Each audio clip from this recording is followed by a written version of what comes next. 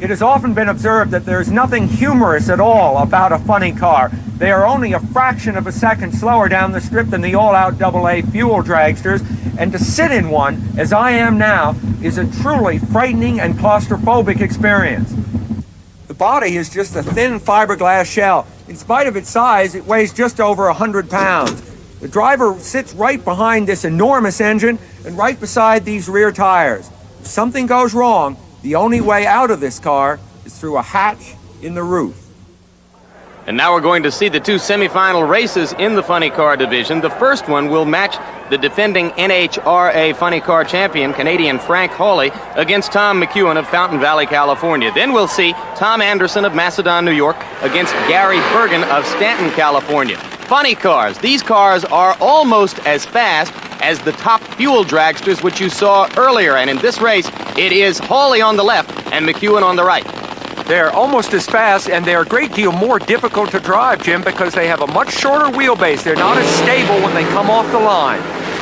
Frank Hawley grabbed a bit of an edge at the start, and he is going to hold that lead all the way through the quarter mile. So it is Frank Hawley of London, Ontario, and Canada who easily eliminates McEwen and moves into the funny car final. Now here's the reaction of McEwen's pit crew. Remember, the cars don't stop until they're a half mile down the track. There's Hawley's pit crew. They have just now focused on the fact that their man won.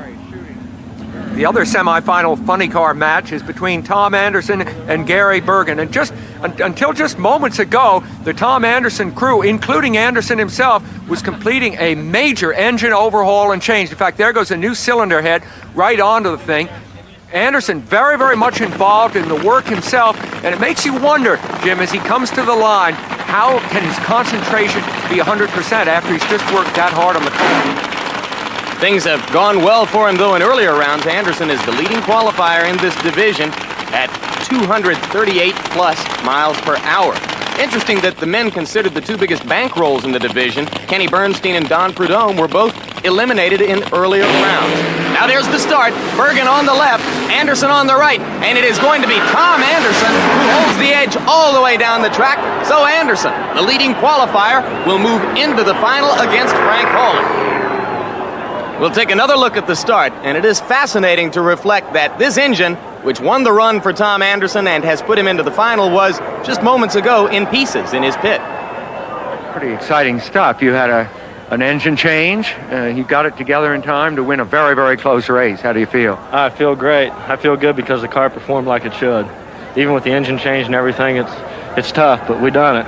It's amazing to me to see an engine that far apart and back together in time to do what you just did. We got a good crew. And now, the funny car drivers are being fitted into their cars for their final, which will match Tom Anderson against Frank Hawley. A little while ago, Sam Posey was able to ask Frank Hawley about his mental preparation for the final, the 6 seconds or less in which he becomes a champion or a runner-up.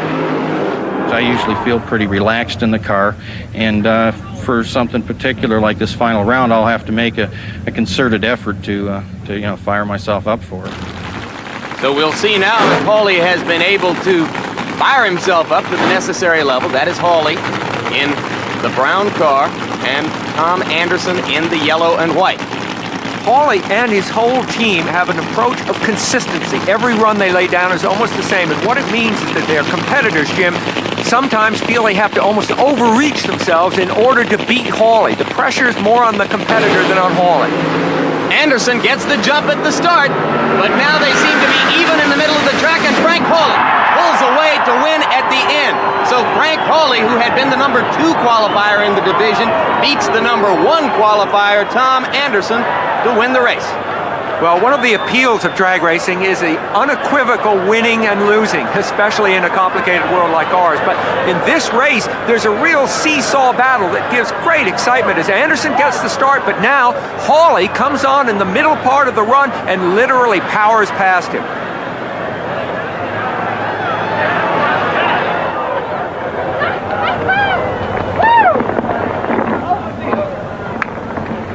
Frank Hawley, the winner, and by a very, very small margin. Frank, it was not much. No, it sure wasn't. How did the run go for you? I think it run about as good as it's run all day. I don't know exactly what it run. I saw that yellow and white car for a long time, and then down near the end, his car hasn't been falling off, but we just kind of snuck around him. Tom, come in here. Racer, boy. Tom Anderson, it was an awfully close match you two guys just gave us. Sure was. What was your version of how it ended? It was awfully close there. Well, what happened was we've been hurting this engine all day, okay? And I richened it up a little bit too much, and when we got down towards the end, he just outpowered me. Thank you. You richened it just enough. We're back at the 14th annual NHRA Gator Nationals at Gainesville Raceway near Gainesville, Florida, getting set for round number 2, racing in Funny Car Eliminator. A funny car, that tubular chassis creation, carrying an engine very similar to the top fuel racers, over 2,500 horsepower, but encased in a fiberglass replica body of a late model American or foreign car. The interesting point here, the driver sitting behind all that nitro-burning horsepower. The funny cars, like all cars in competition, do those long, smoky burnouts. The burnout actually getting the tires spinning fast enough where it burns the rubber and gets the tires very hot. Raymond Beadle, the former world champion, is matched in his first race of round number 2 against Frank Hawley, the reigning world champion, proudly bearing number 1 on the side of the Chi-Town Hustler. Frank Hawley competing last season for the first time in a full series of events. Raymond Beadle, a 3-time world champion. He won the title 3 years in a row. But there's problems right now. It looked like the start of the Gainesville Marathon, but they're running down track, having to push back by hand the Blue Max car of Raymond Beadle. Frank Hawley patiently waiting, backing up, getting set to do another short burnout as the crew pushing this car, weighing about 1,900 pounds, pushing it back in its own tracks. Apparently the reverser is broken, and he was unable to back up under his own power. Frank Hawley getting the word, bring it up to the starting line. They're just now nearing the starting line, and this crew is getting tired. It's a tough push from about 400 feet down the racetrack to push one of these cars back with the engine idling. It's trying to go forward as the centrifugal type clutch trying to pull ahead, but it's Raymond Beadle back at the starting line. The Blue Max has made it. There will be a race against Frank Hawley. Had he taken much longer, Hawley might have had a single, but Beadle is giving him what he can. Beadle a bit out of shape, and Frank Hawley wins the second round, and the crew, dead tired to start with, watches their driver go down to defeat Frank Hawley. Tired crew looks like as the Blue Max crew heads down track. Our next pair gets ready to go. Mike Dunn at the wheel of the Hawaiian against John Brute Force. Roland Leong, the owner of the Hawaiian. Mike Dunn, the driver, a second-generation drag racer. Let's go now to Steve. Yeah, it's fun. The tires, Raymond had some problem getting back. We sat there for a long time, and you start to wonder if it's gonna spin the tires, and it did a bit. I pedaled it, and I don't know what it run, but it was good enough to beat the blue car. 93. Well, that's not bad, and I think we're still looking at winning this whole race. Consistency, again, the Chi-Town motto. Well, that's what it is, and last year, Shirley said something about Garland, saying, well, she says, that's a little premature, and I'm not being premature, I'm just being optimistic. A very optimistic Frank Hawley, we might add, as he is the defending champion here at the Gator Nationals. John Force against Mike Dunn, the next race we'll be watching. Force out of Southern California, one of the stronger racers on the circuit, has qualified very well for this event down in the 580s. His competition, the second-generation drag racer, Mike Dunn, the son of Big Jim Dunn. Now the driver for the Hawaiian, having won several NHRA national event titles in the past couple of years, driving Roland Leong's newest creation, the Hawaiian. The burnouts are completed, both drivers staging very carefully. You see John Force creeping into the light beams across the starting line, signifying he's ready to go. He gets the whole shot, but it's a red light for John Force. Mike Dunn goes up in smoke, and John Force explodes an engine just as he passes through the lights. The fire rolling out from under the car. He spins it out down in the shutoff area. Fortunately, Mike Dunn had shut it off way early. Here you see the emergency hatch coming open. Let's hope that John Force can get out of that car. There we see him climbing up. The emergency crew already on the scene, dousing him with water. John Force rolling off of the top of the car, taking off his fire protective gloves. And what a wild ride for John Force. A tough break as not only he red lights, but as you see again, explodes the engine. Look at the fire coming out from underneath and behind the car. The parachute trying to slow it down. And now the parachute goes the way as the flames burn away the shroud lines. Now the fire really coming up, carrying the onboard fire extinguisher. You notice very little, if any, fire inside the cockpit where the driver is. That's the purpose of that fire extinguishing compound. A tremendous driving job by John Force, and I'm sure he is shaken up, and we'll find out as we go to Steve Evans. John, you okay? Fine, Steve. Again, the safety equipment. What would you do without it? Save my butt. What could you do? When we saw the white smoke, that's when the fire bottles hit, I guess. Oh, yeah. Save me. I love it. Did you have any idea where you were on the course? Just from the steering wheel, because the front end was staying intact, and it was a little bit sideways, and Roland must have done a good job because he didn't ram me, because I know I crossed him a little bit. And I could see him when it turned sideways, the fire cleared some, and God, I can't believe I red lighted up there. I didn't know that either. In fact, you just told me. That's the first time I've known that. Cars, we can replace. Good guys like you, we can. I'm really glad to see you're okay. Everybody is. Thank you. Steve, you can see the disappointment as you found out as John Force, realizing not only did he have a very expensive blower explosion, he red lighted to lose the race, meaning he left the starting line too early. Our next pair just coming out of the water, we find Gary Bergen. We saw him a little bit earlier establishing that track record of 5.78 seconds. He's running against Tom Anderson. Bergen, a former national champion, with that 5.78 seconds, certainly puts him up in the top of the class of funny car racers at the moment. For Tom Anderson, he had the same problems, as you see some scorch marks on the back of the car, the same problems that John Force did earlier in qualifying. You see Tom Anderson driving for Alan Aronek and Jim Ouimet all over the racetrack. The car slowing and then exploding. The supercharger exploding. You see the injector unit hanging by its fuel lines. The fire burning behind the parachute already. The shroud lines gone. Tom Anderson bringing the car thus far to a straight stop. It's starting to bounce just a bit. Those huge rear tires acting like a rubber ball bouncing. And now he spins it out with the injector standing straight in the air. The smoke and fire rolling off the back of the car. Tommy Anderson doing a great driving job to bring this car to a safe stop. And there's Anderson rolling out of the emergency hatch, and he hits the ground and gets away. Steve had a chance to talk with him after the fire. Where did you hit the onboard fire extinguishers? As soon as it blew up, I just grabbed the brake and just squeezed them. Let's take a look, if we can, at the boots real quick down here. Tommy, show us. God bless them, huh? They work. The fire protective devices required by NHRA, the onboard fire extinguishing systems, and those driver suits protecting the driver in case of two very serious fires. But Tommy Anderson got it repaired overnight. He's up against Gary Bergen, and Bergen up in smoke. Tom Anderson. The motor's starting to go away again. How much mechanical breakage can this team stand? 6 seconds flat, 235 miles an hour. It is Tom Anderson moving into the semifinals, defeating the track record holder and the man that held low last time at 5.78 seconds going into this round. Our next race already fired. The sleek black machine out of North Hollywood, California, bearing only the name Little John Lombardo down the side.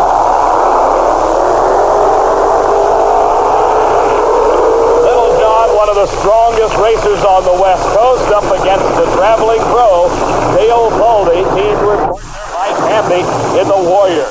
Foldy, one of the fastest funny car drivers in the world, and previously held the NHRA national record. For John Lombardo on the national trail this season, qualified very well in the high 80s. So it is Dale Foldy to go against John Lombardo. Here the final race of round number 2 in Funny Car Eliminator at the Gator Nationals. Here are the lights at the top of the Christmas tree indicating when they're all 4 lit that the drivers are ready to go, and the green light comes on. John Lombardo against Dale Foldy. Foldy seeming to pull ahead at the middle of the race, but it is a close race to the seconds. His speed, 241 miles an hour. The semifinals are set for funny car. It'll be the world champion, Frank Hawley, against the Hawaiian, Mike Dunn. Dale Boldy against Tom Anderson here at the Gator Nationals. Back at Gainesville Raceway, I'm Dave McClellan, along with Steve Evans and Tom Anderson, will make it into the semifinals. All the work for Alan Aronek and Jim Ouimet, his car owners, paid off, and it's about time as the first two cars already completing their burnouts. Frank Hawley against Mike Dunn. Mike Dunn, the latest in a series of drivers for car owner Roland Leong at the wheel of this Dodge Charger-bodied funny car. The Chi-Town Hustler, one of the most feared names in all of racing, based on last year's performance when Frank Hawley won the World Championship, and it was this race and a win a year ago that set him on his way, and Mike Dunn up in smoke. It is Frank Hawley into the finals. Hawley with a very consistent 5.94 second elapsed time. As we watch again, you'll see exactly what happens. The two cars lead fairly well, but the tires losing traction for Mike Dunn, and that is giving the race to Frank Hawley. Well, Frank Hawley, tell me if I'm overusing the word consistency. A 594. Well, it's off a couple hundred. You know what's strange? It's hard. How you can get out of breath in just a few seconds. It's a little harder work than people might think. You're going into the final round for the second year in a row here. Yeah, we just take it one round at a time, and we had to run Mike that time. Roland had run pretty good, and we haven't changed our battle plan at all. You know, things are about a tenth quicker because it's a year later, but we're just going to do the same old thing. See you in the final. Okay.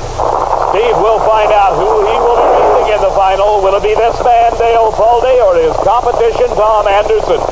Boldy has had a good weekend thus far with his Warrior. Very consistent, 6.05 seconds in the first round, a 6.02 in the previous round.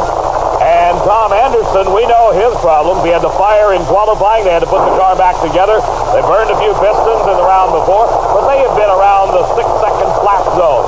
So this could be a very close race to determine who will be the opponent for Frank Hawley in the finals of funny car at the Gator Nationals. Tom Anderson in the far lane. Dale Boldy in the near lane. And they're both up in smoke. Anderson makes a move to the guardrail. Boldy to the center line. Boldy stands on it again and smokes the tires. And what a race.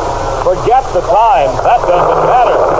The reactions of both drivers. Tom Anderson keeping it out of the guardrail. And Dale Boldy keeping it from crossing the center line. Look at the move by Anderson towards the guardrail. As Dale Boldy smoking the tires. Heads across the track towards the center line. Had either driver touched either the guardrail or the center line, they would have been out. But Boldy stands on it again, just smoking the tires in the middle of the course and wins the race. Dale, some famous philosopher once said, I'd rather be lucky than good sometimes. I'll take the luck any day. It seems like it's with me today. Did you even know where Anderson was? I had no idea. The thing came up, and I think it hit the wheelie bars and smoked the tires, and I couldn't see after that until it came down and straightened out. Well, you're going to have a tough final round opponent in Frank Hawley. He's always there, too. I mean, every time. They're a tough group to beat. That's the kind of consistency every team would like to develop, really. You can bet on it. You got a good crew man right there with Austin Coyle, and he's a heck of a driver. All right, now you're not going to have lane choice. Big factor? I haven't had it all day. And here you are. Yeah, I'll take that luck again. The full-bodied funny car, over 2,500 horsepower of nitro-burning engine in front of the driver, Dale Boldy, is facing Mr. Consistency at this event, the Chi-Town Hustler, Frank Hawley, the defending champion, at the wheel. Hawley started his march to the World Championship title with a big win here 1 year ago. He has consistently been in the low 590s in every round of elimination. The Chi-Town Hustler last year making its first major effort at national event competition, and it paid off with the world champion title. Dale Boldy winning back here in 1978, was runner-up in 1981, and he's giving Hawley a run for the money. As they near the finish line, it is Hawley by just over the car lane. Frank Hawley wins it. Pat Minnick's daughter just happy as she can be. Sharon and Frank Hawley at a 592 remains with that consistent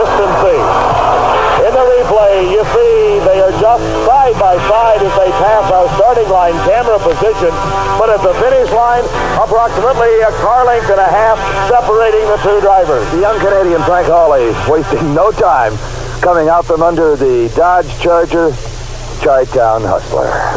Frank Hawley, the world champion. This is 2 in a row, much like Lee Shepard for Hawley. In fact, this was really the glory ground for this car, where it all started, their chase to the world championship. Congratulations again. Thank you, Steve.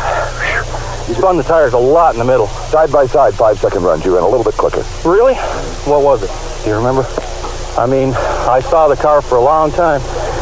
And then after it got overspin the tires in the middle of the track, we just sailed on through like we have for the last few races. The victories like this are so important from a cash flow standpoint for a car that doesn't have a major product emblazoned down the side and a 6-figure bank account. Well, that's it. And someday we'll probably have the 6-figure bank account because you may win it all. Yeah, well, if we don't do that, this is probably the best deal in auto racing is right here. Absolutely. And here comes the crew. Austin Coyle that runs this car. Some say maybe a borderline genius. Congratulations, Austin. Another nice one. At State Capitol Raceway near Baton Rouge, Louisiana, I'm Dave McClelland along with Steve Evans, and this huge crowd is ready for funny car racing at the NHRA Cajun Nationals. And no one is more interested in the outcome of this race than Janie Oswald, the new bride of Mark Oswald, the #1 qualifier, a hometown favorite and driver for the Candies and Hughes team in their brand new funny car. He is the defending Top Fuel champion here at the Cajun Nationals, but for this season of racing, Paul Candies and Leonard Hughes have put together a Pontiac Trans Am that has taken the #1 qualifying spot. In this first round race, Mark Oswald will be racing Billy Meyer, also driving a Pontiac bodied car. Mark Oswald hails from Cincinnati, Ohio. Well, Billy Meyer, he started at the age of 16 and has done nothing but get better, based in Waco, Texas. Earlier today, Steve had a chance to talk to Billy. Billy, you look at the lineup of this field or any field this year, and you got to be impressed with the quality of the competition. It's gotten quite a bit better, especially with the non-automotive sponsors coming in and helping the finances for a lot of the teams, and it just made everything a lot more competitive. All right, in the first round, there's other cars you'd rather race, I think, than Mark Oswald. Well, yeah, right now he is, I think all year he's been running low ET at a lot of different races we've been at. The only thing that I have on our side is he's had about the same jinx that we have is in first round competition in NHRA. And a great start for Mark Oswald. Billy Meyer inching close to the center line. He drives away from it. Mark Oswald drives straight down the racetrack. His times may be a bit disappointing to him, though. Only 6.21 seconds elapsed time. His speed just 229 miles an hour. But it really doesn't matter. He got across that finish line first and advances into the semifinals. Our next pair of cars already started. Kenny Bernstein in the near lane as the fiberglass body lowered down over that nitro-burning engine, sitting in front of the drivers in these funny cars. They are encased in a fiberglass replica body. This a Mercury LN7 for Kenny Bernstein.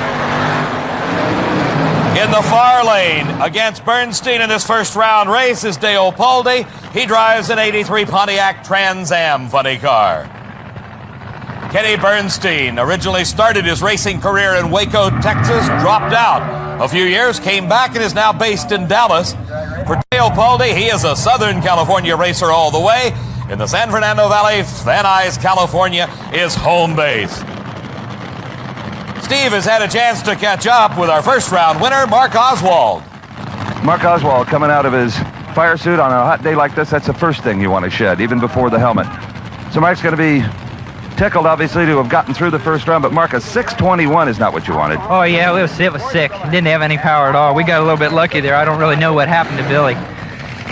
Why did the car fall off, do you think? Oh, it just went real flat there in the middle. We're going to have to find out. It doesn't look like it burned it up or anything like that. You know, we're going to have to get back and check it real quick. Too soon to tell, but it could cost you lane choice. Is that going to be a factor on this track? Yeah, it's liable to be. I'd rather have got it, and, you know, we'll just have to see.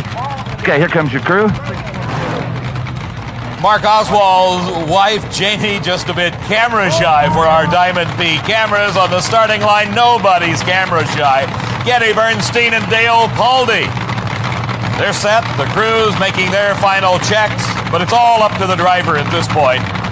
He has got to put the proper combination of leaving at just the right moment, at the right RPM, and then drive it as hard as he can for that finish line. And what a race this is. Kenny Bernstein in the near lane wins it by about a car length and a half with an outstanding 6.02 second elapsed time at his speed over 242 miles an hour.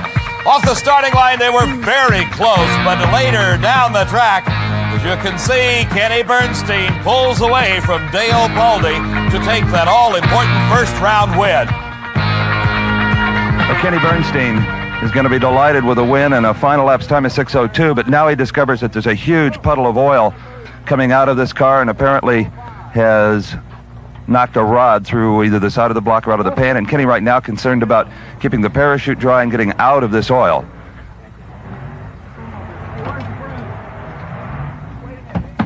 The one thing you really hate to do in these 8-car shows is have to change engines once you get one dialed in as well as this one was dialed in, and I know Kenny well enough to know that that's what's going through his mind right now too, that anytime they've got oil coming out of them like that, the chances of changing them are very, very great. And Kenny, a nice 602, but we hurt one here. It broke. It got the rods out the side. Right when I shut off, right after the finish line, it just quivered real hard and shook, and I said, that's it. So you had a feeling this had happened when you felt it shake in the lights? Yeah, it'll give you that warning. Sometimes it just shakes. I mean, you're coming apart, and you know it, yeah. I know you've got more engines in your trailer, and you'll put one in, but you hate to do that in these 8-car shows. Yeah, you really hate to, but all the engines are basically the same, and the fuel systems are, and it's just a lot of work. I think the crew can make it happen. It's just that, unfortunately, you have to change. We'll check on you in the pits. Thank you again. Thank you. You're right, Steve. We'll keep a close eye on Kenny Bernstein and his crew back at the pits as he gets ready for the second round of racing. But here's another pair in our first round matchups. Ken Veeney in the far lane in the Red Rocket against Don the Snake Prudhomme, one of the all-time greats. Veeney out of Wadsworth, Ohio, one of the true innovators in all of drag racing. His competition, though, the toughest of them all, Don Prudhomme from Granada Hills, California, the man they call the Snake, has won more funny car titles than any other racer in history. His brilliant yellow and white Pontiac Trans Am for Prudhomme, while Veeney, driving a Pontiac Trans Am bodied car, has got his entry dialed into this track. Qualifying very well in this 8-car field. That's the difficult part, they say, is just making the field. Then, of course, you got the pressure mounting to win this first round, because if you lose now, it's put it in the trailer and head for home. For Don Prudhomme, the near lane. The burnouts are over. It's up to him. Ken Veeney in the far lane. Both cars leaving the line and into smoke, instantly losing traction near the center line. And it is Don Prudhomme recovering first and wins the race. And I'll tell you, Don Prudhomme probably doesn't even care what the elapsed time is. He did the important thing, and that is get to that finish line first. Both cars lose traction instantly as soon as the horsepower is applied. Prudhomme very near disqualification. That center line, if he had crossed it, he would have been out of this race at that point. But he has recovered, has got a little bit of traction, maybe some engine problems, but he crosses the finish line well ahead of Ken Veeney and wins the race. Don Prudhomme. Don Prudhomme comes out of the car and immediately starts checking the fuel injection nozzles down at the manifold and also in the injector, apparently suspicious that one of them might have been loose or broken because it was dropping a cylinder, and he has found one. So even in the cockpit, Don Prudhomme had a feeling why it was not running well on at least one cylinder, and you can see the broken port line. Steve, that shows the experience of a Don Prudhomme to immediately start looking for the problem that could have cost him the race, but in this time, he won it. The body of the Corvette of Tom the Mongoose McEwen comes down. His 2,000 horsepower engine is thundering away in this humid Louisiana atmosphere. And the tires getting hot as he smokes them out of the burnout area. His competition is Al Sacrini. Sacrini is driving a Pontiac Trans Am. McEwen, they call him the Mongoose. He and the Snake teamed up years ago in one of the great racing matchups. Al Sacrini out of southeastern Massachusetts. One of the finest East Coast racers traveling this national event circuit on NHRA Championship Drag Racing Trail. The stop here at the Cajun Nationals, all important, as it's about midway through the points chase for the world champion title. Tom McEwen and Al Segrini. Who will come out on top? We will know in just about 6 seconds. A great race at this point.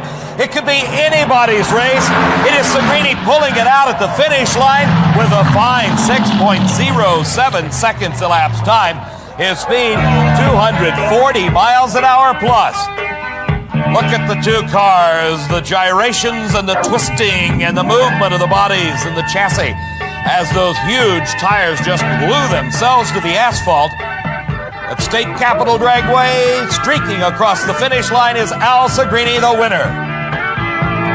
Just some tremendous funny car competition here in the initial round. And Al Segrini, that was one of the best races of the day, a 6:07 to a 6:11. Oh, I'm telling you. Well, the Goose and I, we tangled in Atlanta. He ran 6:06 to my 6:02. I mean, we've had some great races, the Goose and me. And I was ahead of him on the starting line, but I knew the Goose could run down the other end. I said, I'm not shutting her off early. He'll be coming. As soon as the chute hit, I seen the red fenders. He was in the area. Well, 6.0s may be enough to win this one with this weather and this track. Well, Steve, back at the trailer, we talked about that. We said, let's forget about trying to run 580, trying to tear the tires off it. Let's run 6.0s. We can win this race. So we did. We put a 6.0 in it, and it paid off. I'm really happy. You're one step closer. Al Segrini. If Segrini can continue to figure out this racetrack as well as he did in the first round, he may be in the finals. Bernstein against Segrini, Oswald against Prudhomme in the semis of funny car racing at the Cajun Nationals. The Louisiana heat and humidity beginning to take its toll on Kenny Bernstein and his crew as a lot of effort is being put forth to get their car ready for the next round of racing in Funny Car Eliminator. Bernstein, as you remember, broke an engine in the first round, and Steve Evans is in the pits watching all this action. In the Kenny Bernstein pit area lays a dead soldier. The engine from the first round has been removed out of the car. That's what the racers call putting a rod out the side. A big hole in the side of the engine. It can be fixed to fight another day, but useless as far as the Cajun Nationals is concerned. So, a new engine has gone into the Budweiser King. They took the blower, injectors, and fuel system off the original motor, bolted onto this one, and now they just hope that it will perform as well in round number 2. Right now, it's semi-final funny car racing. The number 1 qualifier, Mark Oswald, in the near lane against this man, the winningest funny car racer ever, Don the Snake Prudhomme. What a matchup for the huge crowd of the Cajun Nationals as the big blue machine of candies and hues is based in Houma, Louisiana, just a few miles from State Capitol Raceway. They've made a strong showing here, qualifying in the top position in this, their first full season of funny car racing. The semifinal round will decide which of these cars moves into the finals. And off the starting line, it's a great start for Oswald, and look, it's Prudhomme almost into the guardrail, and Mark Oswald goes into the Cajun Nationals finals, 6.02 seconds, his speed 249.99 miles an hour. You can see the two cars leaving together. It's Oswald instantly pulling the lead. He makes the transition from the loss of traction, but Prudhomme does not. He goes out to the edge of the racetrack, very, very close to the guardrail. Mark Oswald wins the race. So for the second year in a row, Mark Oswald goes into a pro final here at the Cajun Nationals, but this time it's not Top Fuel. It's funny car, and no one has ever made that conversion any smoother than Paul Candies, Leonard Hughes, and this man, Mark Oswald. Good one. Oh, thank you. Went from no power to too much, but we got down there and won it. That's all that matters. How fast do you think it went? Oh, it ran pretty good speed, but... 250. Yeah, I thought it did, but it was smoking the tires. I had to pedal it. That gives us top speed, too. So you're saying you might take a little power out of it for the final? Yeah, we'll have to. Nice race, Don. Oh, yeah. Thank you. Okay, I'll let you go. Let's talk, if we can. Janie? Come here, Janie Oswald. Congratulations, your man's doing it again. Thank you so much, yes. Oh, I don't know what to say. I want him to do it here in front of hometown for Paul. And I want us to do it in Columbus for our hometown. So the Cincinnati driver and the Louisiana car. Good for everybody. Thank you. Janie Oswald. Mark Oswald's new bride has yet to get over being just a little bit camera shy. Janie Oswald quite proud of her new husband as Mark's in the finals. He'll be racing one of these two cars. The Mercury of Kenny Bernstein, the LN7, is against the Pontiac Trans Am of Al Segrini. Both drivers had the opportunity to watch the cars in front of them, and for Al Segrini, who saw Prudhomme move out next to the guardrail, that might be on his mind just a bit. Kenny Bernstein, though, has got to be thinking about the engine that they installed between the first round and this race. This new motor for Bernstein, the question is, will it hold up? We'll find out. Al Segrini against Kenny Bernstein. Both cars into the staging beams. Segrini streaks off the starting line into a big lead. He quickly moves ahead of Bernstein. And look at the elapsed time. The quickest ET of eliminations at 6 seconds flat. His speed of over 241 miles an hour. As we go back to the starting line and look again, you'll see Segrini build up a big lead off the line. And as far as the race was concerned, it was all over at that point. Al Segrini continuing to extend his lead and winning the race. North versus South. Boston versus Louisiana. Kenny, I talked to Paul Candies before this round. I said, let's have an Atlanta rematch. We raced in Atlanta. And he said, I'm for it. I said, well, I'll try to get by my guy. Here it comes. I hope so.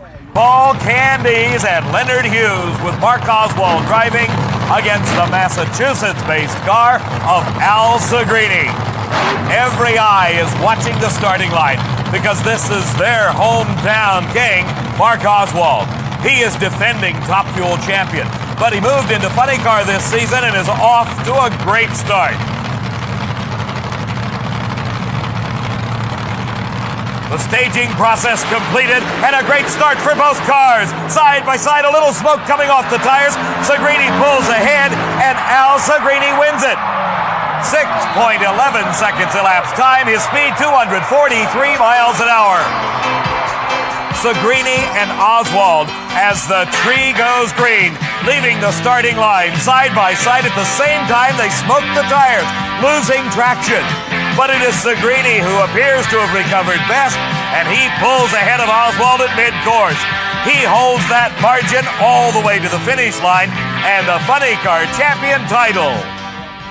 Well, this has got to be Al Segrini's finest ever season in professional drag racing.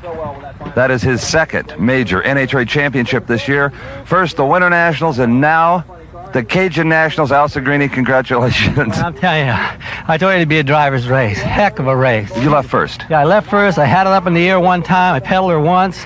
I think it shook and got him loose a little bit, and then it recovered good. A lot to do in 5 seconds. You, I knew he was coming. Yeah, that car can run 250 so easy. I said, this kid, he'll chase me right down to the next state. I said, I'm not lifting. I was on it all the way. I said, he's coming. I know he is.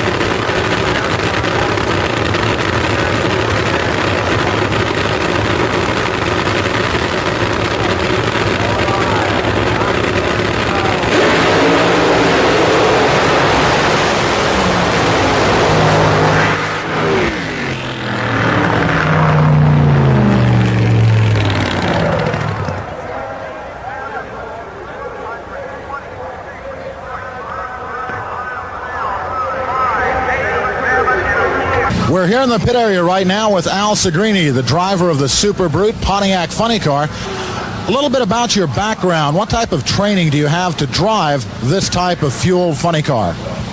Well, we started with an injected funny car, which is it's non-supercharged. It's on nitromethane, the same fuel that we run, but it's not as powerful a motor as this type of a car. And that's how I started, from A funny car, and we progressed on up to AA funny car.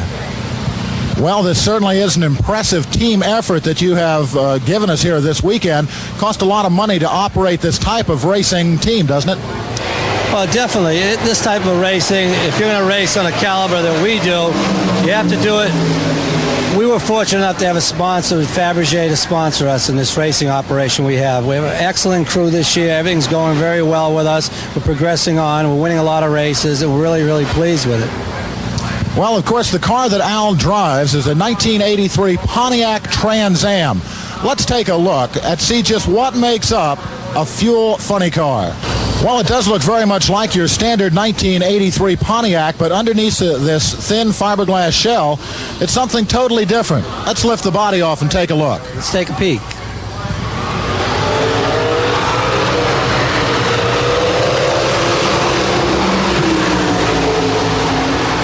Well, as you can see with the body off, it certainly doesn't look like any Pontiac Trans Am I've ever seen. Let's start at the front, Al. What's this big thing up here? Well, this car, it runs on nitromethane. It's great. This fuel tank right here holds approximately 15 gallons. It takes about anywhere from 11.5 to 12 gallons to make a full quarter-mile pass in this type of a car. It's not very good fuel mileage at all. Moving back a little bit, we have the heart of any race car, and that's the engine. The engine in this car, however, is far different from the one that's in your own passenger car. Big thing up on top? It's a fuel injection system on top of this supercharger. This motor produces approximately 2,500 horsepower, which will in turn can propel this car under 6 seconds over 250 miles an hour. All right, it's kind of a tight fit in there for you, Al. Just exactly what does a driver of one of these pro funny cars have to do during a quarter-mile run, which could take less than 6 seconds? Whoever leaves the starting line, he has one hand on the steering, which is a butterfly-style steering wheel. This type of a car has a hand brake. Now, the driver has to do, when the car is staged with the hand brake and his foot's on the accelerator, and the light turns to green, the driver releases the brake, puts both hands on the steering wheel, presses the accelerator full throttle to leave. Approximately about 600 foot, the driver has to take one hand off, and this is your shift down. You have to make one shift from low gear into high gear, and back up on the steering wheel again.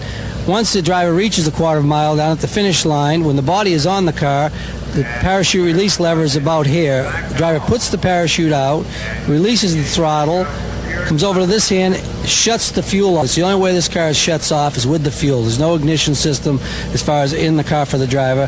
Thusly, he gets back on the handbrake and proceeds to start to slow down once the car reaches approximately under 100 miles an hour with the parachute. That's quite an awful lot to have to do in less than 6 seconds. We'll probably see Al Segrini do that in the Fabergé Super Brute Pontiac Funny Car a little bit later on this weekend here at the 1983 IHRA Spring Nationals.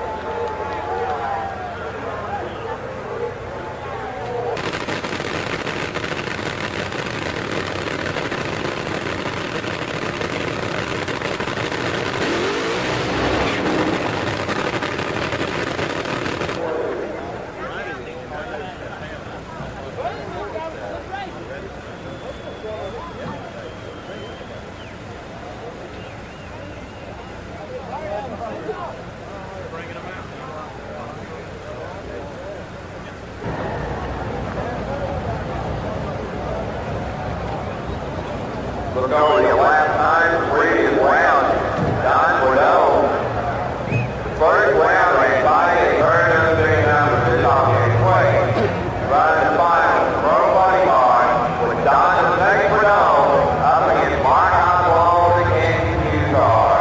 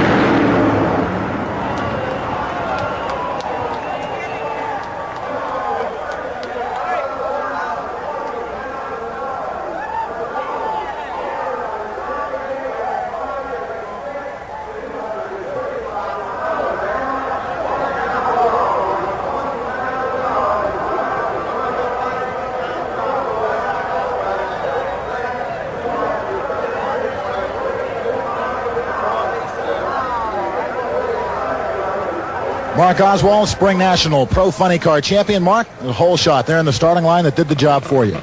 Yeah, we didn't really have anything to lose. We kind of came into the final as an underdog. We ran real good yesterday, but we kind of struggled today trying to get a hold of the racetrack, so we really didn't have anything to lose. Feels pretty good. Last year we had everybody covered going into the final and we lost, so we kind of turned it around this year. Well, it certainly was a very, very tough race. Quite a difference in the elapsed times, though, with Don Perdome going 5:86. You turned 6 seconds flat. That starting line reaction making all the difference in the world in this final run. Yeah, sometimes it's pretty critical. Well, $20,000 will certainly help the budget for the Candies and Hughes Pro Funny Car. Once again, congratulations to Mark Oswald, Pro Funny Car champion here at the Spring Nationals.